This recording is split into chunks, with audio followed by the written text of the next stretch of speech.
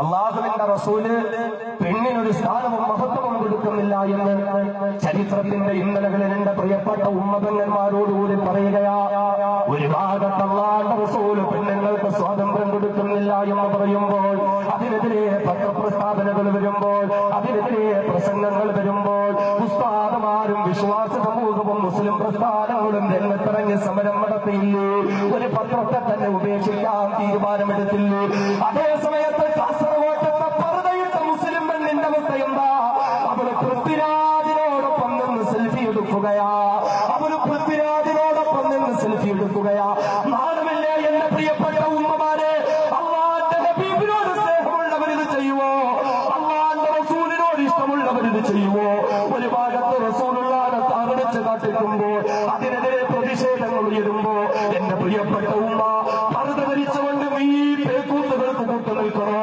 പറുത ധരിച്ചുകൊണ്ട് ഈ വൃത്തികേടുകൾക്ക് നീ കൂട്ടു നിൽക്കണോ? എന്റെ പ്രിയപ്പെട്ട ഉമ്മ, എന്റെ ഉമ്മമാര് മനസ്സിലാക്കിക്കോ. അള്ളാന്റെ ഹബീബ് നിനക്ക് തന്ന സ്ഥാനമെന്തെന്ന് എന്റെ പെങ്ങളെ മനസ്സിലാക്കിക്കോ. സമൂഹത്തിന്റെ മുന്നിൽ അത്തറും മൂഷി സ്പ്രേയും അടിച്ചുകൊണ്ട്, ബോഡി ടൈറ്റ് വിറ്റ് വസ്ത്രം ധരിച്ചുകൊണ്ട്, അന്യപുരുഷന്റെ മുന്നിൽ മാംസളമായ മാതകത്തിടമ്പായും നടന്നെടുക്കുന്ന എന്റെ പ്രിയപ്പെട്ട ഉമ്മപങ്ങന്മാര്, ചെറുപ്പക്കാരികളെ, സഹോദരിമാരെ അറിയുക. അള്ളാന്റെ ഹബീബ് ഇസ്ലാമിന്റെ ദൗത്യവുമായി കടന്നു വന്ന 6-ാം നൂറ്റാണ്ടിലെ അറബി സമൂഹമില്ലേ? وإذا بشر أحدهم بالأنثى ظل وجهه مسودا وهو كظيم يتوارى من القوم من سوء ما بشر به أيمسكه على هون أم يدسه في التراب. വീഴുന്ന പെൺകുഞ്ഞിനെ ജീവനോട് കുഴിച്ചു മൂടാൻ ജനങ്ങൾ തീരുമാനമെടുത്ത കാലഘട്ടമല്ലേ? പെൺകുഞ്ഞാണ് പിറന്നതെങ്കിൽ അത് അപമാനമായി കരുതുന്ന കാലഘട്ടമല്ലേ? മുഖം പുറത്തിരുന്ന കാലഘട്ടമല്ലേ? ആ കാലഘട്ടത്തിലല്ലേ അല്ലാഹുവിന്റെ പ്രിയപ്പെട്ട റസൂല്, പ്രിയപ്പെട്ട പെണ്ണ് മകള് ഫാത്തിമത്തു സഹ്റ ബത്തൂലിനെ മാറോടടച്ചു പിടിച്ചുകൊണ്ട്, ഫാത്തിമത്തു ബിദ്അത്തുൻ മിന്നീ, ഫാത്തിമ നീ എന്റെ കരളിന്റെ കഷണം, ഫാത്തിമ നീ എന്റെ കരളിന്റെ കഷണം, ഫാത്തിമ من عال 3 بنات فأدبهن وزوجهن وأحسن إليهن فله الجنة.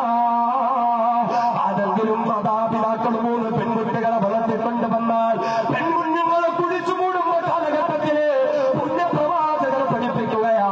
ഏതെങ്കിലും ഒരു പിതാവോ മാതാവോ 3 പെൺകുട്ടികളെ നല്ല രീതിയിൽ വളർത്തിക്കൊണ്ട് വന്നാൽ, ഇസ്ലാമിന്റെ മര്യാദ പഠിപ്പിച്ചാൽ, അനുയോജ്യരായ വരന്മാരെ കണ്ടെത്തി വിവാഹം കഴിച്ചു കൊടുത്താൽ, അവരോട് നല്ല രീതിയിൽ പെരുമാറിയാൽ, ഫലഹുൽ ജന്ന, ഫലഹുൽ ജന്ന, അല്ലാഹു അവർക്ക് സ്വർഗ്ഗമാ വെച്ചിരിക്കുന്നതെന്ന് പറഞ്ഞു പെണ്ണിന്റെ മഹത്വവും മൂല്യവും ലോകത്തിന്റെ മുന്നിൽ ഉയർത്തി കാണിച്ച അല്ലാഹുവിന്റെ റസൂലിന്റെ ജീവിതത്തിലേക്ക് കടക്കണേ ഉമ്മതന്മാരെ.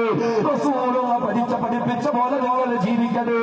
പെണ്ണിന്റെ വിലയെന്നറിയാത്തൊരു കാലഘട്ടത്തില്, ഉമ്മാനെ തള്ളിപ്പറയുന്ന കാലഘട്ടത്തില് അല്ലാഹുവിന്റെ ഹബീബ് പഠിപ്പിച്ചില്ലേ, അൽ ജന്നത്തു തഹ്ത അഖദാമിൽ ഉമ്മഹാത്ത്, ഉമ്മമാരുടെ കാൽപാദത്തിന് കീഴിലാണ് നിങ്ങളുടെ സ്വർഗമെന്ന് പഠിപ്പിച്ച്, ഉമ്മ എന്ന സ്ത്രീ ജന്മത്തെ ആദരിക്കുകയും ബഹുമാനിക്കുകയും ചെയ്യണമെന്ന് പഠിപ്പിച്ച, സ്ത്രീകളുടെ വിമോചനത്തിന്റെ പ്രവർത്തനമായി കടന്നു വന്ന മഹാനായ വിശ്വവിമോചകരെ നബി മുഹമ്മദ് മുസ്തഫ സ്വല്ലല്ലാഹു അലൈഹി വസല്ലമ തങ്ങൾ. എന്ന് മാത്രമല്ല, ആർക്കെങ്കിലും അല്ലാഹു ഒരു ഭാര്യയെ കൊടുത്തിട്ട് ആ ഭാര്യയോട് നല്ല രീതിയിൽ പെരുമാറിയില്ല എങ്കിൽ അവന്മാരുടെ ശരീരത്തിന്റെ ഭാഗം തളർന്നവനായി മഹ്ശറയിലെ ഹാജരാക്കപ്പെടുമെന്ന് പഠിപ്പിച്ച നബി മുഹമ്മദ് മുസ്തഫ സ്വല്ലല്ലാഹു അലൈഹി വസല്ലമ തങ്ങളുടെ ജീവിതം പിൻപറ്റണേ എന്റെ പ്രിയപ്പെട്ട പെങ്ങളെ. നീ ഇങ്ങനെ തെരുവോരങ്ങളോട് അലതിരിയേണ്ടുന്നവളല്ല. ഭാഗം കൂട്ടിയിട്ട് ബോഡി ചെയ്തിട്ട് പറുതയും ഇട്ടുകൊണ്ട് കുടുംബക്കാരും കൂട്ടുകാരുമായിട്ട് കാസർഗോഡിന്റെ നീലേശ്വരത്തിന്റെ കാഞ്ഞങ്ങാടിന്റെ പ്രദേശങ്ങളിലൂടെ കടകളോടും മാറി മാറി കയറി ഇറങ്ങിക്കൊണ്ട് നാളമില്ലാതെ കറങ്ങി നടക്കുന്ന ഉമ്മമാര് ഇസ്ലാമിന്റെ പ്രവചന പ്രഭാഷണത്തിലേക്ക് വരിക, ഇസ്ലാമിന്റെ വെള്ളി വെളിച്ചത്തിലേക്ക് കടന്നു വരിക. അല്ലാഹുവിന്റെ ഹബീബ് പറഞ്ഞു, അല്ലെ പെണ്ണുങ്ങളെന്ന് പറഞ്ഞാൽ ഇന്നൽ മർഅത ഔറാ, പെണ്ണുങ്ങളും മറക്കപ്പെടേണ്ടുന്നതാ, പെണ്ണും മറക്കപ്പെടേണ്ടുന്നതാണ് അല്ലാഹുവിന്റെ ഹബീബ് പറഞ്ഞെങ്കിൽ പെണ്ണിന് സ്ഥാനമില്ലാത്തത് കൊണ്ടല്ലോ, പെണ്ണിന് മഹത്വമില്ലാത്തത് കൊണ്ടല്ലോ. ദുനിയാ കുല്ലുഹാ മതാ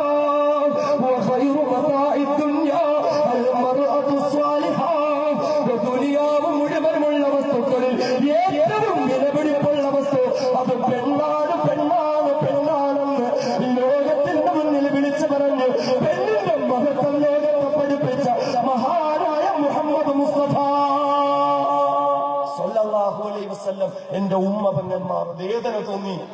ഒരു ഭാഗത്ത് സോഷ്യൽ മീഡിയ ഇങ്ങനെ ഉറഞ്ഞു തുള്ളുക, എവിടെയും മാതൃഭൂമി മാതൃഭൂമി മാതൃഭൂമി.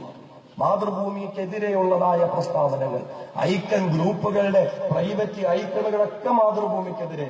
ഒരു ഭാഗത്ത് ഇസ്ലാമിനെ താറടിച്ച് കാണിച്ചു. എന്ത് പറഞ്ഞു? പെണ്ണ് വിഷയം പറഞ്ഞിട്ട്. ആണുങ്ങളൊക്കെ അതിന്റെ പുറകിടുമ്പോ പെണ്ണുങ്ങൾ ഓടുക, ഒരു നാണമില്ലാതെ പൃഥ്വിരാജനോടൊപ്പം നിന്ന് സെൽഫി എടുക്കുക. അത് കണ്ടിട്ട് അയാൾക്കൊരു നാണം ഉണ്ടെന്ന് തോന്നുന്നു, എന്നാലും കൂടെ നിൽക്കുന്നതിന് നാണമില്ലാതായി പിന്നെ പർദ്ദയിട്ടുണ്ട്.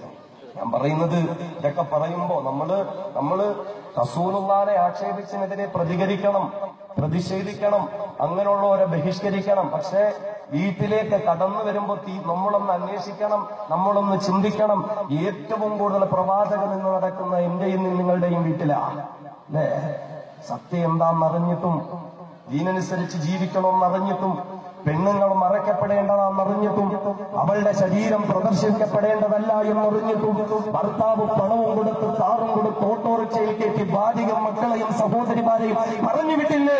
മഹാരായ അലിയാരി തങ്ങൾ ചോദിച്ചതാ, അലാ തസ്തഹിയൂൻ, നാണമുണ്ടോ ഭർത്താക്കന്മാരെ നിങ്ങൾക്ക്? അലാ തഖാറൂൻ, ആണത്തില്ലാതെയായി പോയോ? യത്റുകു അഹദുകും ഇംറഅതഹു, പെണ്ണുങ്ങളെ ഇങ്ങനെ കയറൂരി വിട്ടിരിക്കുകയാ, നാണമില്ലാതെയായി പോയോ നിലക്കൊക്കെ? പെണ്ണുങ്ങളെ ഇങ്ങനെ കയറൂരി വിടുക. നമ്മൾ വിടാതെ ഈ പെണ്ണുങ്ങൾ ഇങ്ങനെ കറങ്ങൂല, അവരിങ്ങനെ തെരുവോരങ്ങളിൽ ചുറ്റി നടക്കില്ല. അലിയാരെ തങ്ങൾ ചോദിക്കാം, നാണമുണ്ടോ നിങ്ങൾക്ക്? ഇങ്ങനെ കയറൂടി വിടുന്നു. അവളിങ്ങനെ ആണുങ്ങളോടെ പോവാ. യംറുനയിലേഹ, സകല ആണുങ്ങളെ അവളെ സകല ആണുങ്ങളും കാണുന്നു. വതന്നുറുലൈഹിം, സകല ആണുങ്ങളെ അവളും നോക്കുന്നുണ്ട്. ഇങ്ങനെ ഇറക്കി വിടാൻ നിനക്ക് നാണമില്ലേ? ഗുരുതരമായ വിഷയം. ഇസ്ലാം പെണ്ണിന് സ്ഥാനം കൊടുത്തോണ്ട് ആ പർദ്ദ ധരിക്കാൻ പറഞ്ഞ്, ഇസ്ലാം പെണ്ണിന് മഹത്വം കൊടുത്തോണ്ട് ആ പർദ്ദ ധരിക്കാൻ പറഞ്ഞ്. ലോകത്ത് മറ്റൊരു വസ്തുവും പരിപൂർണമായി മറച്ചു വെക്കാൻ ഇസ്ലാം പറഞ്ഞില്ല, പെണ്ണൊഴികെ. സ്വർണവും വെള്ളിയും വൈഡൂര്യം ഒന്നും അടച്ചു വെക്കണമെന്ന് ഇസ്ലാമിന്റെ നിയമമൊന്നുമില്ല. പക്ഷേ പെണ്ണടച്ചു വെക്കണം. കാരണം പെണ്ണിന് സ്ഥാനമുണ്ട്, പെണ്ണിന് മഹത്വമുണ്ട്.